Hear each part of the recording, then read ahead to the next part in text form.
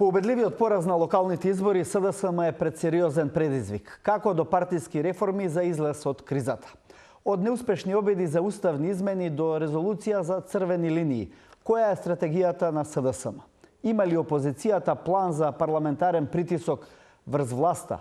Брисел укажа на системски слабости и слаб реформски напредок.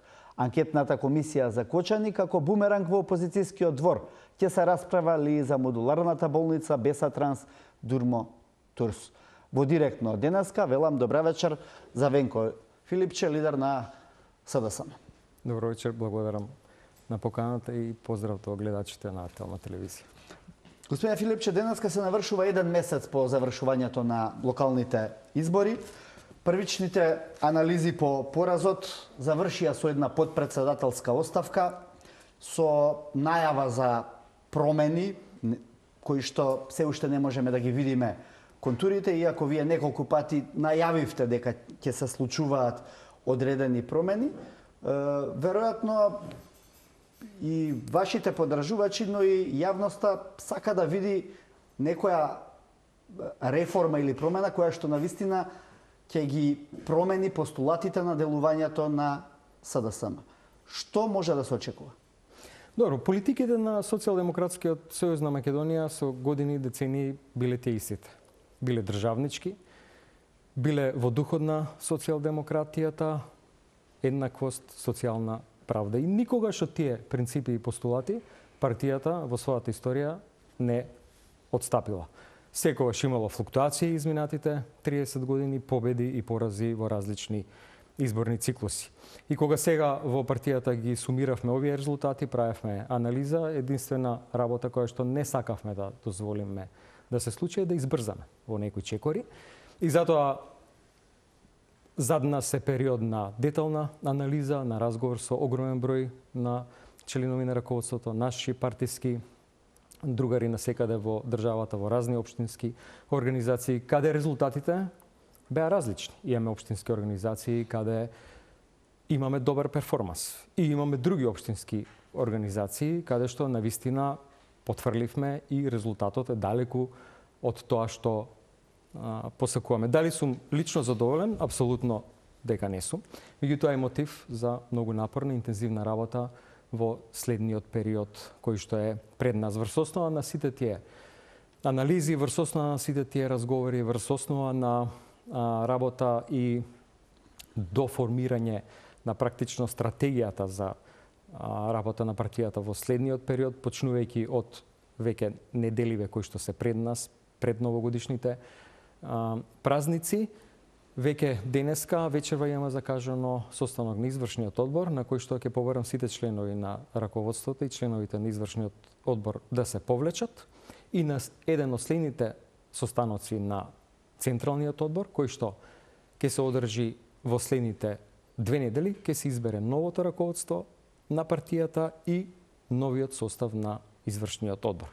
Ги бараме најдобрите луѓе кои што имаат најдобар капацитет, за да ја спроведат програмата која што сметам дека граѓаните и тоа како ја заслужуваат, почнувајќи од непосредно сега после овие недели кога и формално тие процеси ќе завршат.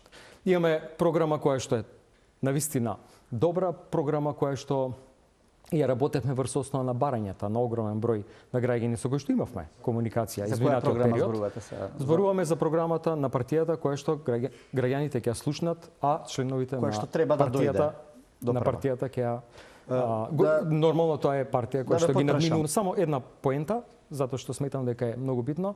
Тоа е партија во која што се темели на неколку постулати. Прво на силна борба против корупцијата, потоа на евроинтеграција, понатаму на пари кај граѓаните и борба против националистичките елити, кои сметам дека сега со овие политики на ВМРО ДПМН се што прават е само го делат населението и граѓаните само за да државата стагнира и на владеачката елита им врват само бизнисите. Вечерва барате оставки од сите членови на извршниот одбор и од подпредседателите на СДСМ, ако добре ве разбрав? Да, така и на следниот централен одбор ќе се избере новиот состав на раководството на партијата. Значи ли ова ваше признание дека во претходниот колку веќе повеќе од година и кусур мандат, сакате да кажете дека не успеавте да направите добар избор на луѓе и во извршниот одбор и во подпредседателскиот состав, поради кои што сега ги барате нивните оставки? Гледайте, луѓето секако ќе партиципираат. И тие кои што формално нема да бидат во раководството, и за нив ќе има место. Секако имаме тимови кои што ќе се впуштат во силна и многу интензивна теренска работа. Ќе се впуштат во изнаоѓање на нови членови, кои што практично ќе значат премин на генерациите во СДСМ. Од една во друга генерација. Нова сила, нова енергија.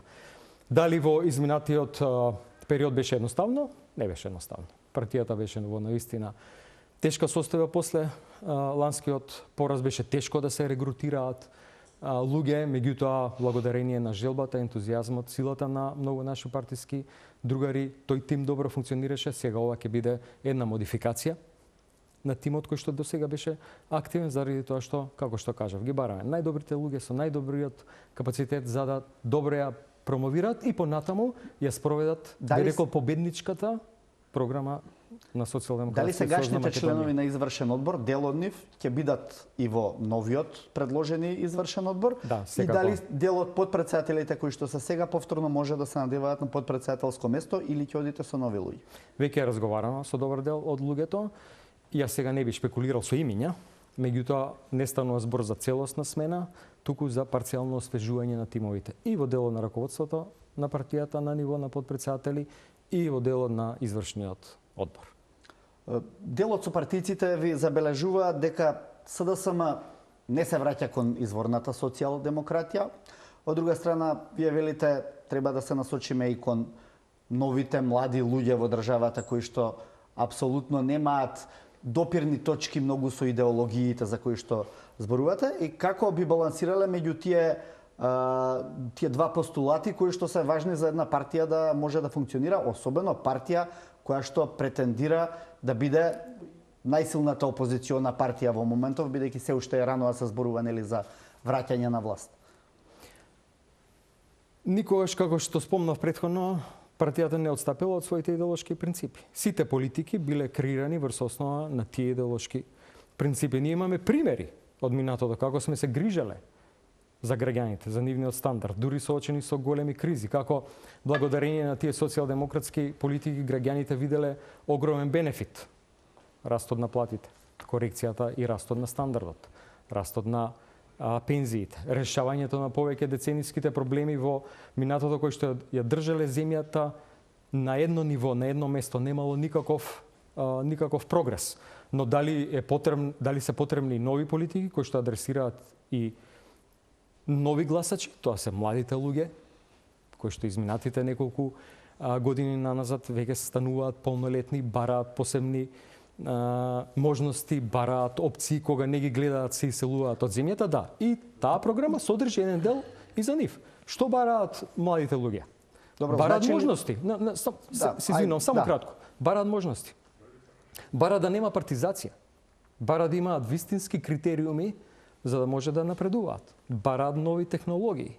Бараат регулирање на финансиските криптопазари, например. И сето тоа се модели кои што ти разговараат, кои што учат во училиштата, ние не може да им ги понудиме.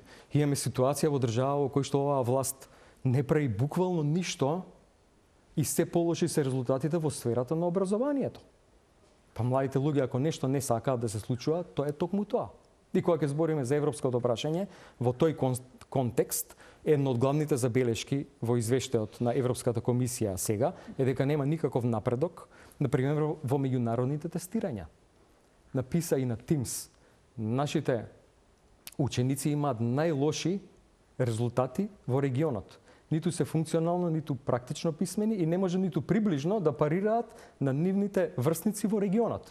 Ние тоа повеќе не смееме да го дозволиме. Да. И тоа се тие работи кои што се постулати на нашата програма. Да, гледам многу допирни точки и вокабулар кој што потсетува на вокабуларот на една друга опозицијска партија која што силно беше свртена кон младите. Дали ова значи дека веќе ја чувствувате левица како сериозна закана за одземање на вашиот опозицијски примат?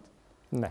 Мислам дека таму нема луѓе со капацитет, ниту вистинско знаење, ниту пак желба да нешто вистински се направи за младите, освен што им се адресира со некакви што ги адресира со некакви антиестаблишмент на пораки. Воопшто не мислам дека ни се конкуренција. Не постои организирана структура.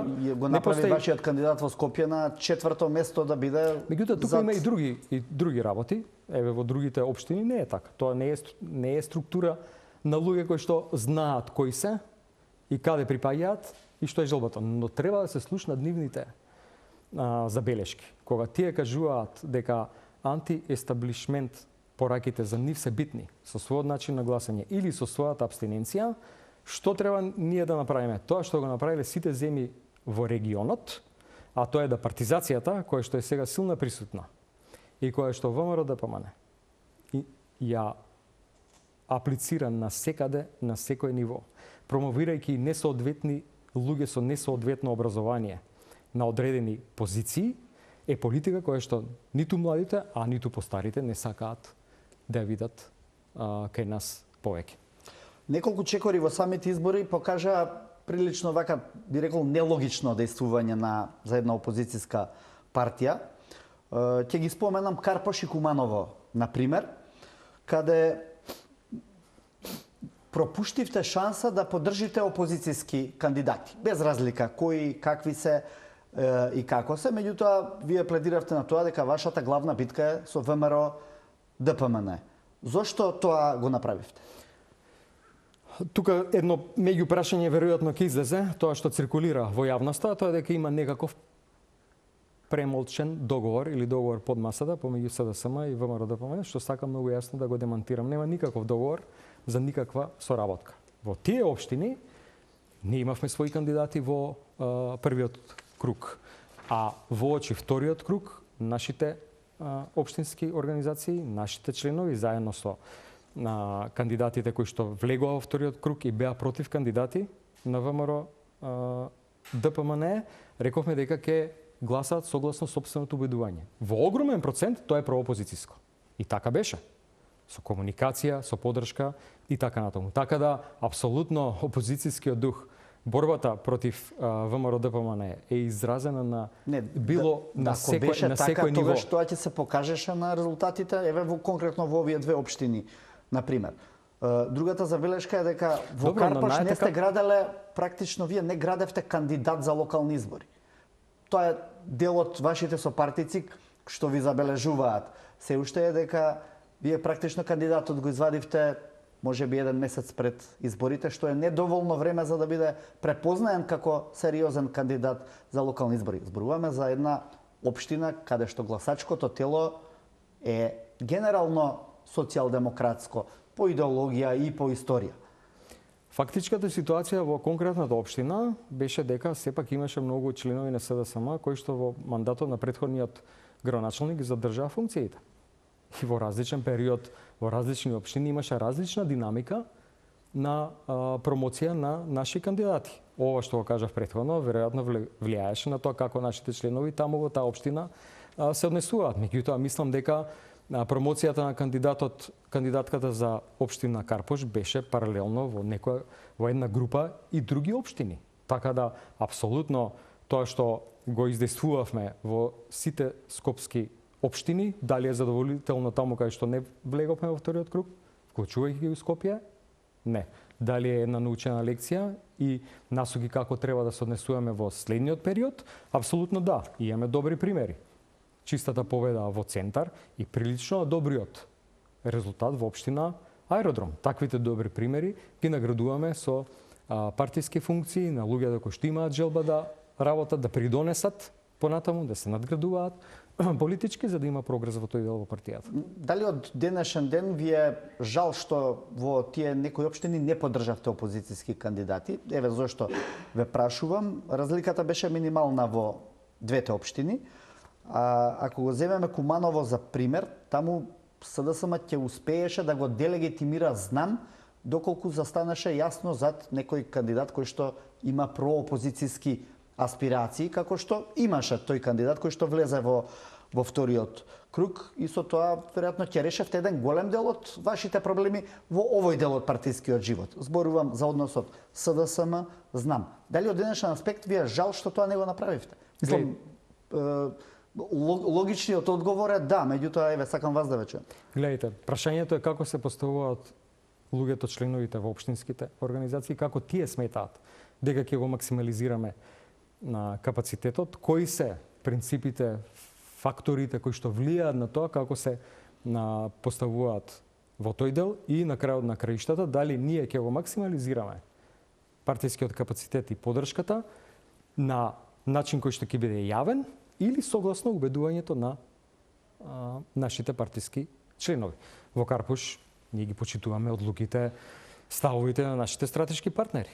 Во Куманово имаме различен став на различни групации на луѓе према актуелниот тогашен кандидат кој што влезе во втор круг. И на тие состаноци заеднички беше одлучено дека членовите си гласаат согласно сопственото убедување, а тоа е секако проопозицијски. Односно, да бидам и конкретен, еве ако можем и да преформулирам, сметам дека ефектот, доколку се направеше некаква јавна поддршка, воопшто немаше да биде различен од тоа што беше така како завршија во вториот круг изборите. Добро, но претпоставувам дека ако одевте со поддршка за, еве конкретно за кандидатот во Куманово, при таа разлика, веројатно, по изворна социјалдемократска општина, сега немаше да биде градоначалник, досегашниот градоначалник, туку ќе беше друг. Што тоа ќе значеше за вас како партија? Тоа ве прашувам. Дали ја сваќате таа димензија? Во услови кога, знам, има 6 пратеници, се одлева дел од членството ваше таму, може би се уште, може би веќе не малку е стопиран тој пат на членството на СДСМ, но сепак ќе успеевте да направите многу подобар резултат. Добро, ајде се обидам малку поинаку да објаснам, поради тоа што сметам дека може би збориме за истата работа, меѓутоа со еден различен вординг. Не е проблемот во Куманово од сега и воочи овие избори. Проблемот во Куманово е од минатите локални избори кои што беа 2021 година. Тогаш се случи поделба на партиското ткиво. Па следа изборите лански, парламентарни, на кои што резултатот исто така беше лош за нас и сега, така како што завршија изборите. Меѓутоа, тоа што се обединија луѓето конечно во Куманово околу едно решение, проопозицијско, про СДСМ, сепак е добар знак. И мислам дека дава еден оптимизам. Околу кого се обедини? Зборам за поддршката која што ја дадоа во вториот круг. Сепак имаше луѓе кои што гласа за кандидатот Горан Стојковски. И тоа е еден добар знак дека со таа мала бројка на гласови со која што победи актуелниот градоначалник на Куманово, сепак е еден сериозен знак дека доаѓа крај на неговото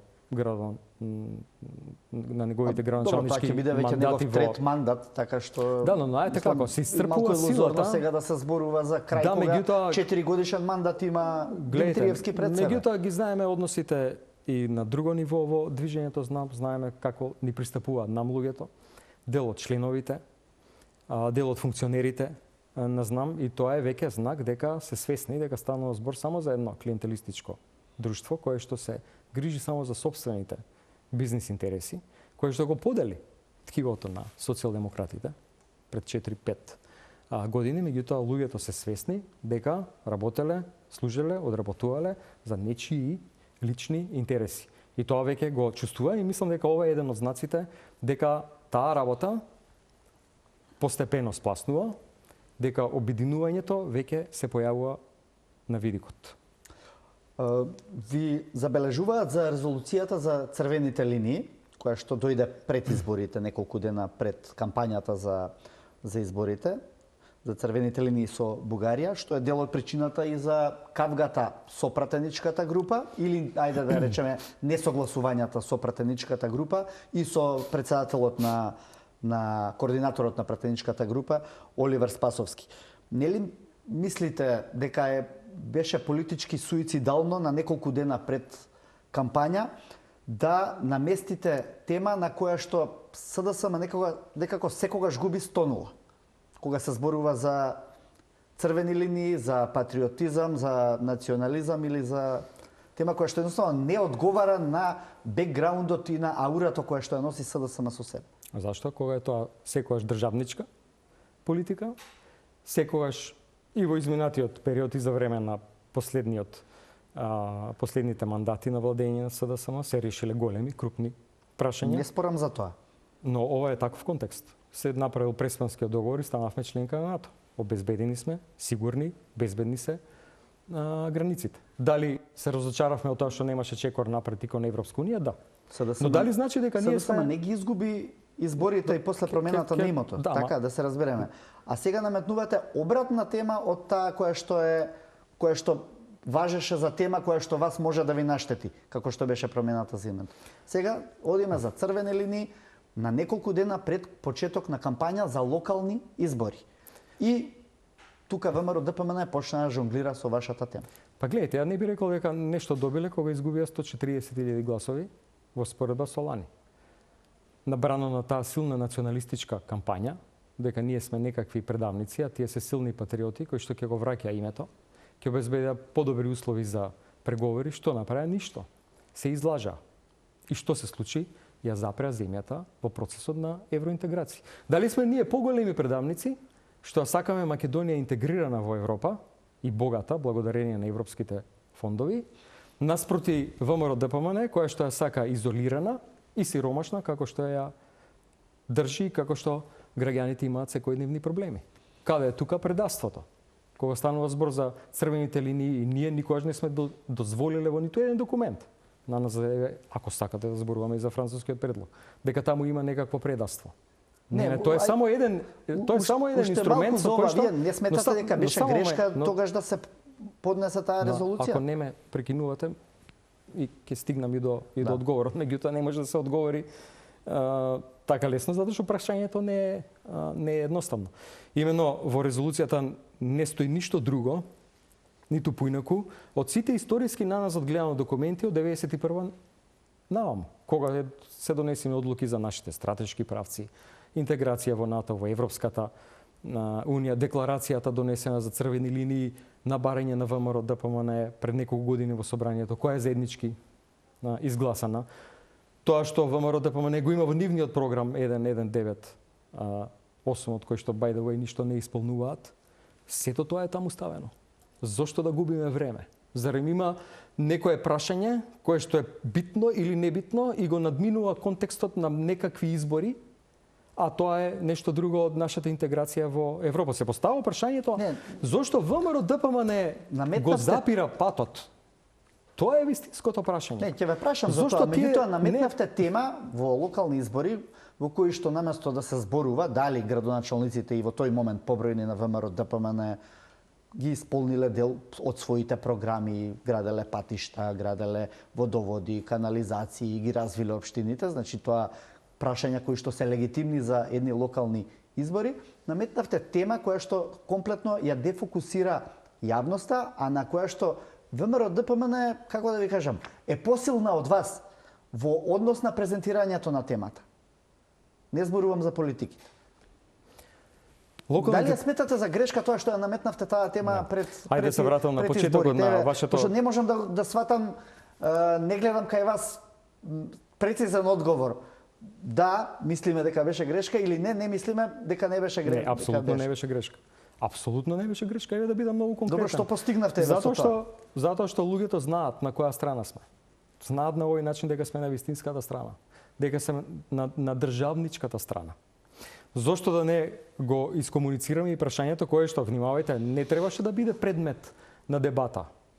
Тоа е поднесено како работна верзија до сите политички партии, од кои што патем од ниту една партија ние немаме добиено конкретен одговор што и како планираат во однос на тој евроинтегративен пат. Па зарем има попатриотски документ од кој што заедно стоиме за црвените линии и тоа им е дадено на партиите во работна верзија со цел да го слушнеме нивниот фидбек и конечно во собрание да одиме со заеднички документ. Но вашиот Никогаш координатор не на беше пратеничката тема. група тоа не го знаеше практично. Не, тоа е мислам интерпретација на многу работи. Точно е дека имаше Добро, различни сами мислења. кажавте дека сте имале недоразбирање во... Не сме имале недоразбирање, сме имале различни мислења и некои технички пропусти во однос на поднесувањето и тоа е цело, значи воопшто немало тука некакви кавги, недоразбирање и така натаму. Тоа е апсолутно неточно. Но има теми кои што се побитни од било кој циклуси. Има теми кои што се побитни од било која партија, која станува збор за државата. Се поставува прашањето зошто нема фидбек од ВМРО-ДПМН. Не, поминаа изборите. Ние не знаеме што се случува со идеите за евроинтегративниот пат, со така наречената работа, наводни случувања, подобрување на нашата преговарачка позиција. Очигледно е дека се било лага. Тоа е вистинското прашање. Зошто ВМРО-ДПМН не држи тука, во место закопани, изолирани, кога целиот регион оди напред. И мислам дека со овие нови случувања, со се што излегува на виделина, причините се јасни. Тие тоа го прават поради тоа што не сакаат реформи, поради тоа што паралелно на тоа што е закопан и евроинтегративниот пат, не се случува ништо и ни на полето на реформите. Нема ниту еден реформски закон донесен во собранието. Од 12 кои што требаше да се донесат годинава. Кои што ги очекуваат граѓаните, кои што ги очекуваат припадниците на судската обвинителската фела. Закон за судски предмети, за платите на судиите, за движење на судски предмети, сите забелешки главни се за тоа поглавие од извештајот на Европската унија. Ние имаме еден од најлошите извештаи од Европската комисија сега. Полоше само тој од 2015 година, кога ние сме означени како заробена држава. Не се почитува АКМИС системот и така натаму. Значи, сето тоа се работи кои што се во ингеренции на владата. Таму е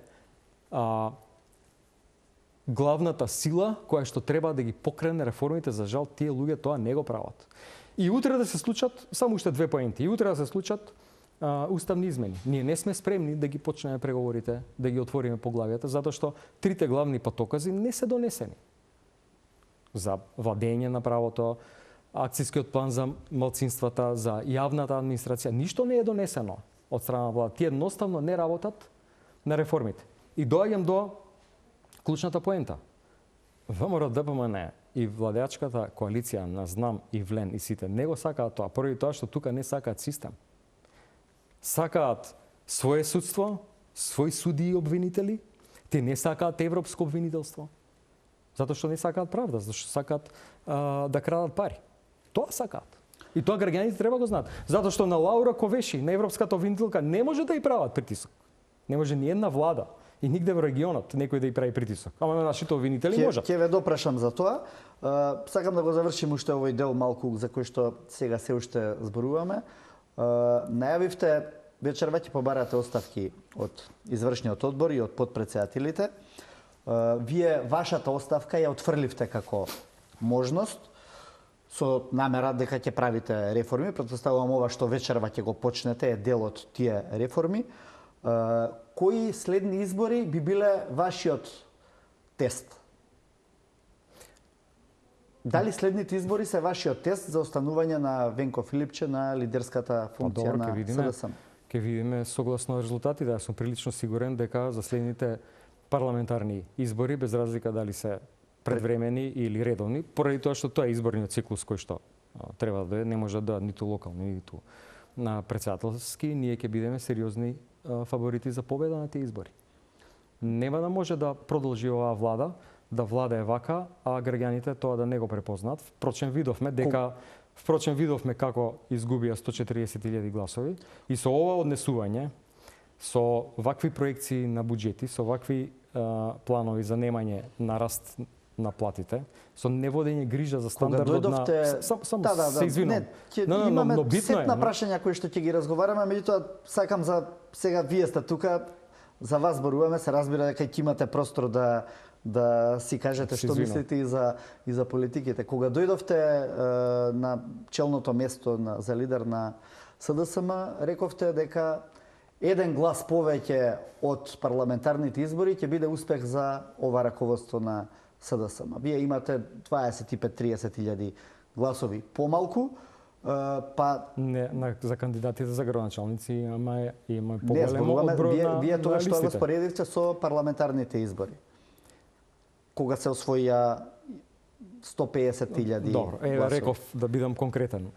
Или ајде, прашајте па да... Па не, сакам да кажам, дали и оваа најава сега, дека тогаш ќе се бориме за власт и како и онаа претходна до која што сега не сакате да ја спомнете или ја одбегнувате, дека имате помалку гласови од оние што ги имавте на претходните избори, исто така ќе биде празна. Добро, кога ќе ги гледате бројот на гласови кои што ги имаме за кандидати за градоначалници и кога ќе ја видиме излезноста, сепак има една партиска консолидација. Сепак има едни одредени општини во кои што сме постигнале одличен резултат. 40 до 80% во 21 општини повеќе гласови од лани. Дали сум севкупно задоволен? Не, затоа што во другите општини немаме добар перформанс. Имаме полоши резултати од лани. Меѓутоа, во толку краток временски период, со една таква лоша ситуација партиска после ланскиот пораст, ова мислам дека беше оптимумот, меѓутоа енергијата на луѓето, тоа што го гледам, сепак дава простор за ентузијазам и оптимизам. Пред малку си поставивте едно подпрашање или си најавивте едно подпрашање, кое што го предпоставивте дека ќе дојде. Меѓутоа, после сите овие забелешки кои што ги упатуваат со партиците, ќе се обидам јас да го формулирам малку поинаку. Дали со прифаќањето, односно неприфаќањето на дел од забелешките за кои што и вечерва зборуваме, кои доаѓаат изворно од ваши сопартици, ги оставате отворени вратите за уверувањата на дел од членството или па дури и на дел од пратениците дека Филипче одработува за Мицкоски за да го купи мирот за себе и за Зоран Заев. И каков мир треба да купам ја за себе? На каков мир мислите дека јас треба да купам од оваа власт? И зашто е тоа? Зашто јас би требало и би можел да бидам договорен, нели? За да нешто биде вака како што е сега. Што е прашањето? Не постои никаков договор. Која е таа фама која што се шири, која е тоа широко уверување, искрен да бидам навистина распространето, дека има простор или има некаков таен прекутен договор. Нема договор за ништо. И што би било тоа, зашто би требало да има некаков договор? Нема таква работа? Нема ниту една таква тема. Како ние да се... Кога поранешен премиер и поранешен министер се сега на сцената на и едниот од нив е лидер на опозицијата, другиот е поранешен лидер на опозицијата, секогаш се поставува прашањето, нели, ако се копа подлабоко, дека може да се најдат одредени активности кои што би можеле да одат во одредени процеси. Од таму се поставува прашањето, пошто ми рековте да ви формулирам. Немаме нормално дека се сложам и ја поставуваме тезата на јавноста која што циркулира во јавноста и се јас очекувам од вас одговор. Легитимно ви е прашањето и ви одговор. Нема никаков договор. Јас немам од што да се плашам, ниту од што да бегам, ниту пак имам тема за која што треба со некој да се договарам. Мојата работа со години наназад била честна, посветена, прво на луѓето, некорумпирана во ниту еден сегмент, и во здравството, како доктор, и во државните функции кои што сум ги извршувал. Во мојата работа системска корупција немало, на ниту едно ниво. И ова е една од главните причини. Зашто јас сум се нафатил да ја работам оваа работа што сега ја работам? Поради тоа што сметам дека една од главните, и затоа го спомнав, главниот постулат на програмата борба против корупција, затоа што тоа е болеста на нашето општество. Кој со тоа ќе се справи, а ВМРО-ДПМН не се справува.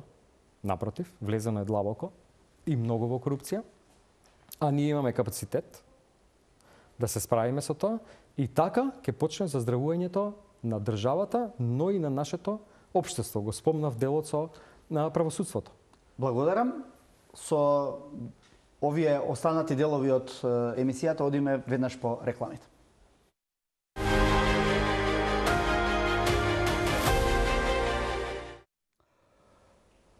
Со лидерот на СДСМ Венко Филипче во студиото на Директно. Господин Филипче, СДСМ поднесе барање за анкетна комисија за Кочани. Власта ви врати дека треба да се отворат и несреќите за времето кога вие бевте министер, односно бевте дел од таа влада, со што ќе се согласите? Утре се нагласани и двете анкетни комисии. Со се. Нема што да бегаме, ниту една дискусија, апсолутно. И најави од ВМРО да помене дека ако ние бараме анкетна комисија за Кочани, тие ќе организирале за несреќите у времето на владење на СДСМ. Слободно дека организираат, ние не бегаме од апсолутно никаква дискусија. Но има две работи кои што се многу битни. Првата работа е, ова е барање, ова анкетна комисија за Кочани е на директно барање на родителите на 62-3 деца кои што загина во Кочани.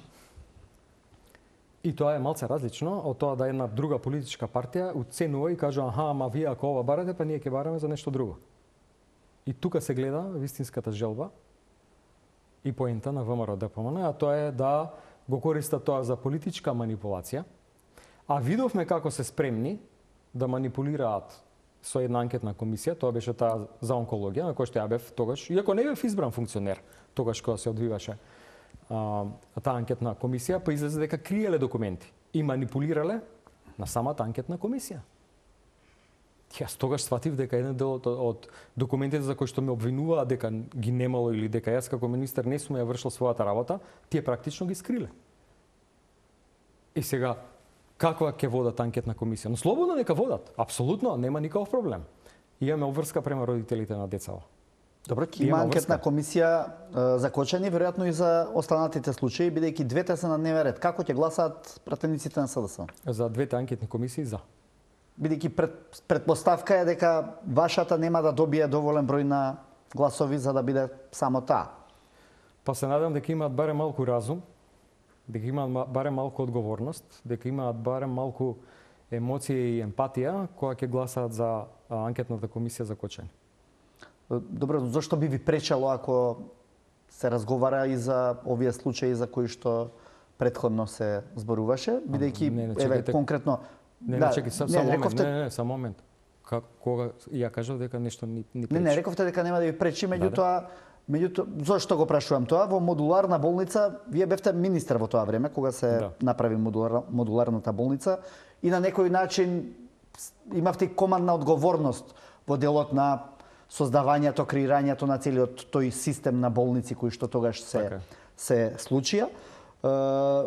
Ваши луѓе ја правеа спецификацијата за материјалите што се вградуваат во модуларните болници, под ваши луѓе, подразбирам луѓе од Министерството за здравство, бидејќи вие бевте нарачатели на тоа. Очекувате ли дека овој сегмент од разговорите не треба да биде предмет на дебата? Зошто не би било предмет на дебата? Кој рече дека не треба да биде? Кажавме и тогаш и сега дека апсолутно може да збориме за било што. Кога тогаш? На прашањето дека ВМРО ДПМН ќе бара и други анкетни комисии, кога ние ја побаравме таа за Кочани, ние се сложивме веднаш, па јас излегов на пресконференција и кажав дека може да се зборува. И апсолутно за времето на ковидот, кога ние правевме дополнителни капацитети модуларните болници за да се сместат луѓе за да не умираат по Паркинзи. Тоа беше да ги дискутираме и како рековте, спецификациите. Нема проблем. Хајде видиме. Ја може да ви тврдам само една работа. Нема корупција во тој процес. Нема корупција. Нема еден денар корупција во тој процес. Нека провери апсолутно кој сака и на кој начин сака. Така да, но морам да потенцирам. Разликата е во позадината на сите тие работи. Добро, што очекувате тогаш од анкетните комисии? Ако и самите велите ВМРО ДПМН сака да ги злоупотреби, ние сме искрени, очекувано е да нема ефекти во тој случај. Гледате да видиме како велеа формира анкетна комисија за да не се реши. Не, многу е битно кој како ќе се постави во тие анкетни комисии. Ние ова им го должиме на родителите во Кочани. Таа анкетна комисија. Тие луѓе сакаат да дојдат да си кажат работи. Ние не може да затвориме очи пред тоа. Како може да замижиме и да го ставиме нивното барање по страна. Ние бевме многу честни во тој пристап во Кочани. На почетокот ништо не зборував. Дававме подршка на институциите. Кога видовме дека се штитат луѓе од власта, излеговме со серија пресконференции. Па мораше и тие да бидат опфатени со истрагата. Има сега некои забелешки од правници дека кога има судски процеси, анкетната комисија на еден или на друг начин може би да има конфликт на процесите на двете нива. Правници го кажуваат тоа. Искусни во тој дел. Еве пред неколку дена беа на телевизија. Ама ние не може тоа им го кажеме на родителите. Како да им го кажеме тоа на родителите? Слушате, правниците рекоа не, сега е вака. Не, си имаат право луѓето. Да дојдат во парламент, да ја потсетам дека нашата пратеничка група беше таа што излезе пред парламентот кога протестираа родителите. Се сеќавате дека ние излеговме надвор. Да ги слушнеме нивните барања. Никогаш во ниту еден момент за политички цели во пресред, за време на кампањата, па и претходно непосредно после настанот, ние не направивме ништо да злоупотребиме трагедијата за некаков наш политички бенефит. И треба да се дискутира за таа. Добро, за таа работа. Случувањата во Кочани се дел од системски слабости на државата кои што 30 години се на сцената, така што па сега треба или не треба анкетна комисија за таа работа? Јас мислам дека треба. И повторно кажам, не бегаме од ниту една друга дискусија, ниту за модуларните болници, ниту за процесите како биле, како се правили, ниту за другите настани за кои што ВМРО ДПМН сака да дискутирам. Рековте будно ќе го следите процесот во Кочани. Што значи тоа будно ќе го следите? Тоа значи дека имаме тим на правници со кои што ќе консултираме за тоа како се одвива тој процес, како се одвива на дневно ниво, кога има рочишта, така да сакаме да бидеме целосно вклучени во тоа. Деновиве гласни сте или гласни беа вашите пратеници и портпароли во однос на пензиите, критикувајќи го линеарното зголемување на пензиите, што се поклопи со онаа иницијатива во Уставниот суд. Ги слушав и вашите најави или на вашите сопартици за тоа дека власта на овој начин го подрива и го уништува пензискиот систем. Но прашањето ми е СДСМ беше 7 години на власт и таа дупка во пензискиот систем постојано се продлабочуваше и во ваше време, па и сега. Тоа не е точно. Дупката се намалуваше. Ние во 2017 година го затекнавме фондот за пензиско и инвалидско осигурување со дупка од 50%. Тоа значи дека пола од парите доаѓа како дотација од буџетот. За да во 24 година, пред изборите, таа дупка се намали на 30%. Што значи дека се помала била потребата некој друг од буџетот да дотира пари за да има пари за пензиите. Што направи оваа власт? Направи упад во системот по ниту една основа рационална, реална, која што нема никаква врска со растот на трошоците, на просечната плата и така натаму, направи упад и направи линеарно зголемување на пензиите. И до што стигнавме? Да сега ова зголемување на пензиите биде помало од тоа што требаше да биде ако тие задржаа методологијата за раст на пензиите, која што, да повторам, беше врзана со инфлацијата, растот на трошоците за живот и растот на просечната плата. Значи сега пензионерите наместо 1000 денари ќе добиеа помеѓу 1200-300 и 3200-300 денари. На претходно добија два пати по 2500 денари. Да, но една група на пензионери исто така и со линеарното зголемување им беше скратено. И сега што е поентата? Не е само тоа поентата. Се зголеми повторно дефицитот, дупката во фондот за пензиско и инвалидско осигурување од 30% на кои што ние ја донесовме после напорна работа со Светска банка, со имплементација на методологија, благодарение на линеарното зголемување, таа повторно достигна 50%. И сега, во буџетот за 2026 година, 1 милиарда евра, 60 милиарди денари, 50% од вкупната маса за пари, која што ќе треба да биде тука за да се исплатат пензиите, треба да ја даде буџетот на државата. И се поставува следното прашање. Вака конструиран буџет, кој што не е ниту социјален, ниту ги задоволува потребите на загрозените категории на граѓани, ниту пак може да пресретне криза, ниту е развоен, затоа што има многу мала сума на пари за капитални инвестиции. Што ќе се случи ако има некаква криза и тие пари не можат да стигнат до пензионерите? Нема да има исплата на пензии. Тоа ќе се случи. И тоа е тоа на што ние предупредуваме. Има многу проблеми и многу катастрофални политики во делот на финансиите, во делот на макроекономијата, во делот на стабилноста на буџетот, што треба да ги прави граѓаните загрижени. Ние сме многу загрижени кога правиме анализи во партијата во тој дел на буџетот. Нема развојна компонента, само 40 милиарди денари за капитални инвестиции. Годинава тие не се реализирани ни 50%. Има одлив на странските инвестиции. Само 200 милиони евра наспроти 800 во времето на нашите мандати. Луѓе си одат. Има 17.000 луѓе помалку кои што уплаќаат придонеси во фондовите. Значи 17.000 работници има помалку. Сега според последните најави од статистичките податоци. Но не можете што значи, да забележите на делот глобалната момент. криза и кризата во германската економија се отсликува во Македонија. Сакате да кажете дека ние работевме помали кризи? Во ковид кризата, во енергетската криза, кога струјата беше 5... Не сакам ништо да кажам, само сакам да ви посочам станува збор за лоши политики кои што ништо не носат кон граѓаните, ниту им носат подобрување на стандардот, ниту пак им даваат некаква сигурност. Загрозена е исплатата, сигурноста на исплатата на пензиите за 2026 година. Не дали ќе има раст, дали воопшто ќе може да се исплаќаат пензиите ако има некаква криза.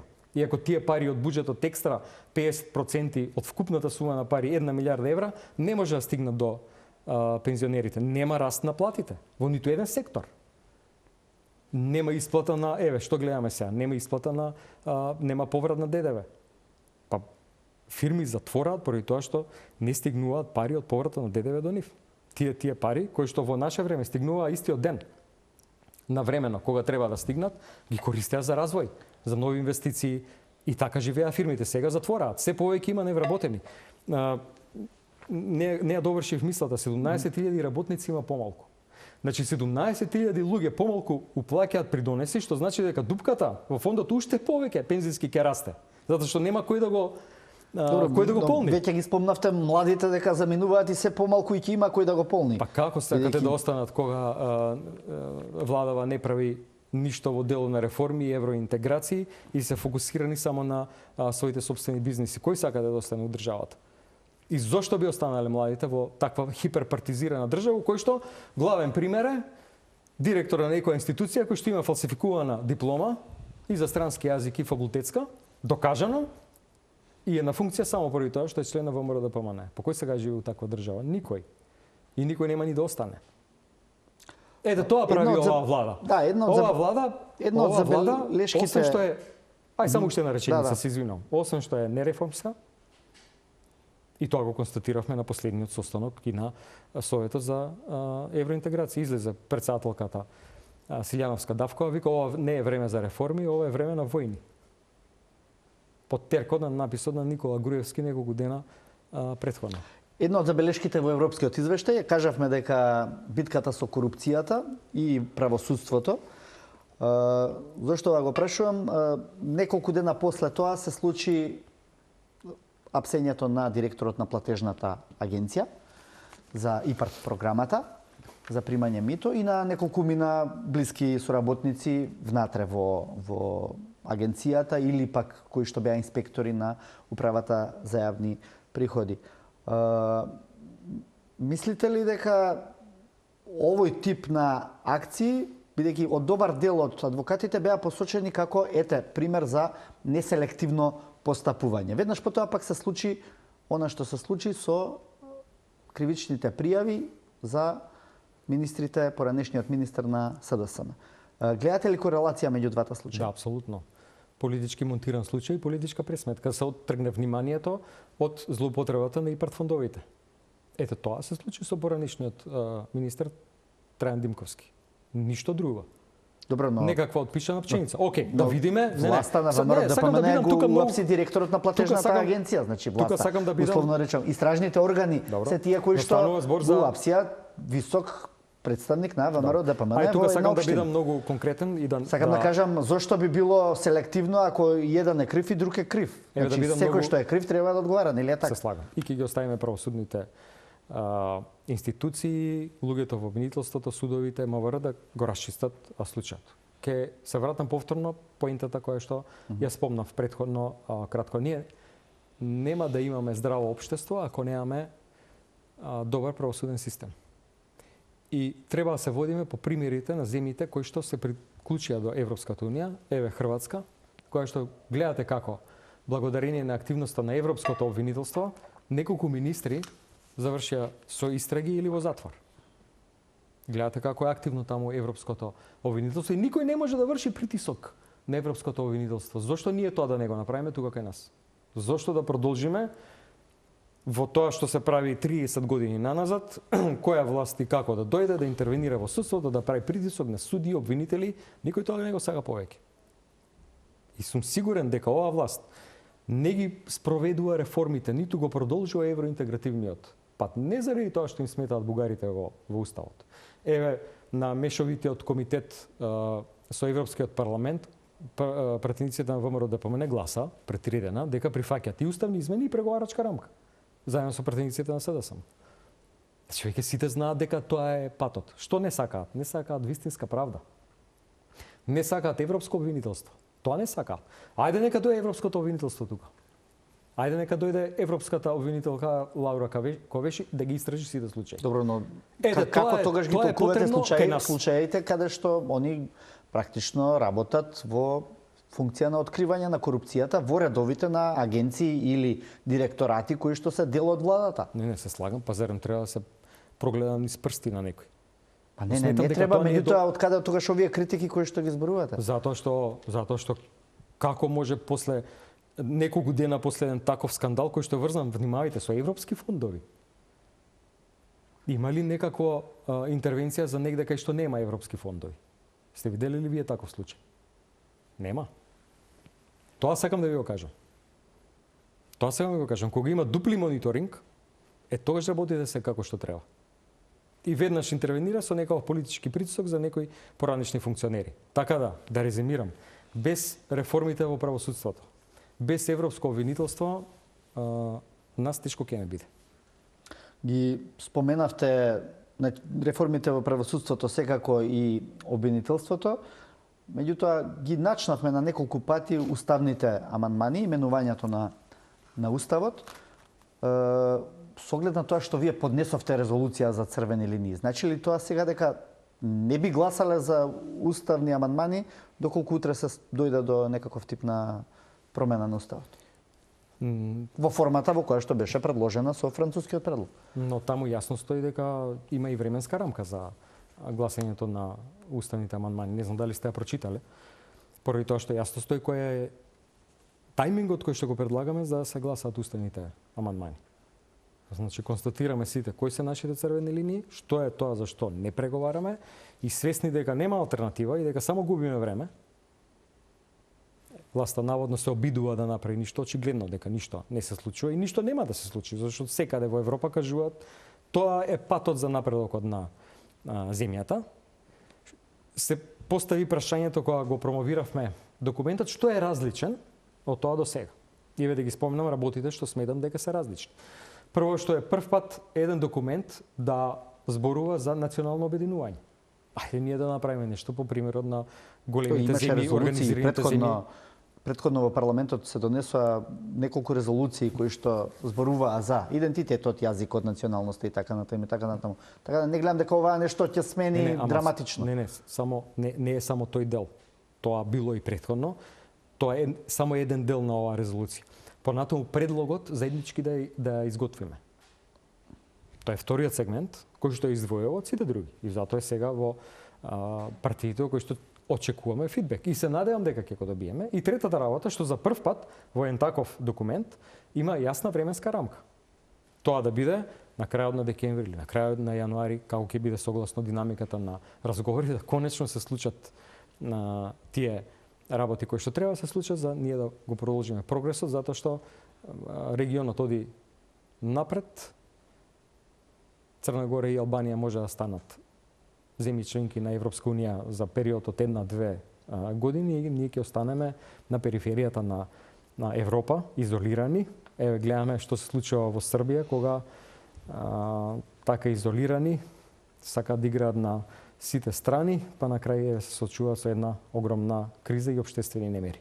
Не ли мислите дека владата неколку пати, представници на владата, па и премиерот Мицковски најавија дека после Нова година ќе има еден поширок моментум за преговори со Бугарија во однос на наоѓање на модалитети за наоѓање гаранции за повторно да не се блокира Македонија доколку се случат уставните измени. Зошто сте скептик во таа насока? Затоа што ништо не се случуваше до сега и затоа што мислам дека тоа не е вистинската причина. И образложив претходно во еден дел што мислам дека е позадината на сите работи. Но што и да е подобро решение, наша стартна позиција, преговарачка позиција, ние ќе поддржиме. Тоа зборуваме, едниот предлог беше кој што тешко дека ќе помине уставни измени со одложено дејство и вториот е барање гаранции, некаков тип на гаранции. Мислите ли дека е можно да се најдат такви гаранции кои што сега ги бараме? Ако се најдете добро, но јас имам една поинака перспектива на работите, а тоа е ако ние работиме интензивно на реформите. Ако ние ги направиме претходно предвидените услови кои што треба да ги исполниме. Никој, иако сме обединети зад националните интереси, како што е оваа понуда, која што е сега на маса од наша страна дадена, никој никогаш нема да може да не запре во евроинтегративниот пат. Доколку се усвои резолуцијата, која што пледирате да ја...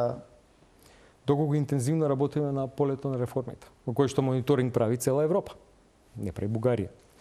Доколку се направат уставните измени, кој што не гледам ништо лошо конечно после многу децении да се оделат еден од друг македонскиот и бугарскиот народ.